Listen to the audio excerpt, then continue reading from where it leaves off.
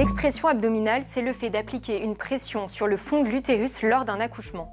Le soignant espère alors accélérer la sortie du bébé. En 2008, la Haute Autorité de Santé avait dénoncé pour la première fois cette pratique et avait appelé à beaucoup de prudence. L'expression abdominale peut être dangereuse pour la mère, elle peut provoquer des traumatismes psychologiques, des ecchymoses abdominales ou encore des déchirures graves et elle peut être aussi dangereuse pour le bébé. En 2017, face à de nombreux témoignages, la Haute Autorité de Santé a renforcé sa recommandation, invitant désormais à ne pas recourir à l'expression abdominale, ce qui signifie que cette technique doit être abandonnée. Mais cette pratique n'est pas notée dans les dossiers médicaux. Alors, entre 2010 et 2016, le collectif interassociatif autour de la naissance a mené une enquête. Sur 25 000 femmes, 1 sur 5 affirme qu'on lui a appuyé sur le ventre pour aider l'expulsion du bébé. Malgré les recommandations, c'est très clair, on voit encore des femmes décrire des gestes, elles-mêmes ne savent pas forcément nommer, toutes les femmes ne savent pas ce qu'est une expression abdominale, mais qui par contre décrivent très très bien une pression en dessous des côtes, sur l'utérus,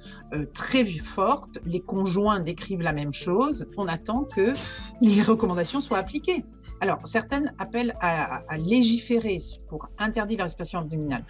Nous, on a une position qui est un peu différente, c'est-à-dire qu'on estime qu'on ne va pas légiférer pour toutes les techniques médicales qui sont obsolètes. On ne va pas s'en sortir, si vous voulez. Il y a des recommandations qui doivent être appliquées. Ça fait partie de la responsabilité des soignants d'appliquer les meilleurs standards de la médecine. Une pratique dénoncée aussi côté politique par la sénatrice communiste du Val-de-Marne, Laurence Cohen.